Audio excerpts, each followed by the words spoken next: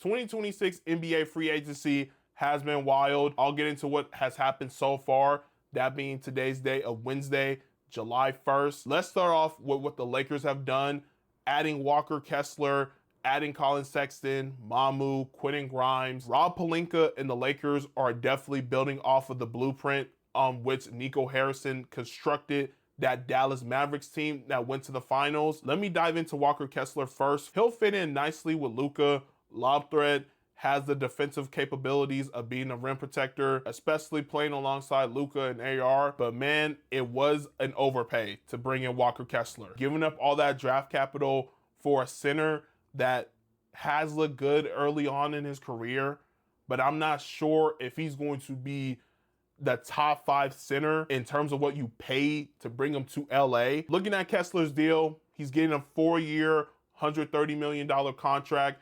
I think that's a slight overpay. The AAV on that is $32.5 million per year. I don't think Kessler is worth that much, at least right now. But again, he can play himself into that value. The real problem is what the Lakers gave up to bring in Kessler. You give away an unprotected 2031, 2033 first-round draft picks. That's alarming because we don't know where the NBA is going to be at. We don't know if the current draft lottery rules are still going to be in effect. Those picks may become more valuable, especially if the Lakers flame out and Luka ends up leaving. Then they gave up a 2028 and 2030 first-round swaps. The swaps, it just depends because, like, if Luka has a bad hamstring or a growing injury or an ankle injury, that first round pick becomes more valuable, but just depends on health and what you're able to add around Luka at that point. The other Laker deals were fine for the most part. I think it may be slight overpays for Mamu and Grimes. Mamu in particular, because he's going to be your backup center, maybe a small ball 5. And then for Quentin Grimes, he's been up and down throughout his career.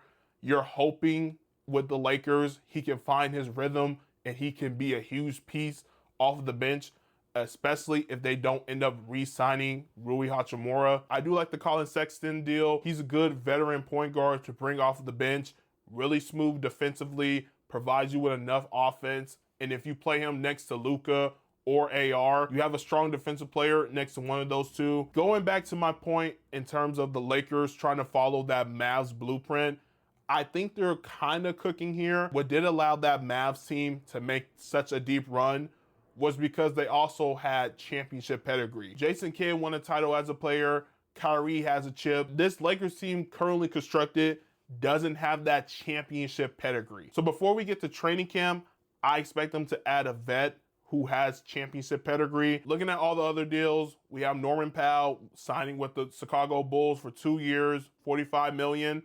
I think it's a solid deal. Norm is a good offensive player. I think it allows the Chicago Bulls not to be as bad. I don't think he fits the mantra, though, of slap, but nonetheless, you need someone who's able to put the ball in the basket. Looking at John Collins, he signed a 3-year, $51 million contract with Detroit. Early reports are saying that that could be a sign and trade with the Clippers, so we'll see what the Pistons give up. I've heard rumors that it's probably going to be a trade exception. We'll see how that goes. I think it's a good get for Detroit overall. You get a lob threat. You get a guy who can knock down corner threes. It'll add a new dimension to this Pistons team. John Collins, the knock on him has been his defense. But with the Clippers last year, he looked pretty strong, especially when it came to helping protect that rim. Hopefully, John Collins can continue that, and he'll be a strong piece for the Detroit Pistons, remaining a contender out east. And to wrap it up for the signings, at this time that I'm recording, we have Marcus Smart signing a 2-year, $13 million deal with Houston. Ime Udoka and Marcus Smart have prior history together in Boston. Bringing in a vet, especially at the point guard position, is going to help this Rockets team. We saw down the stretch in the postseason, having Reece Shepard, having Jabari, Man Thompson, even Alperen Sengun, no one looked comfortable in that moment. So adding Marcus Smart alongside KD, Fred VanVleet, when he comes back healthy, is going to be instrumental for the Rockets taking that next jump. But yeah, that's going to wrap it up for this video. Trying to bridge out the content a little bit, add some new dynamics. Expect a separate video of me talking about the Kawhi Leonard trade. As a Clipper fan, it means a little bit more to me.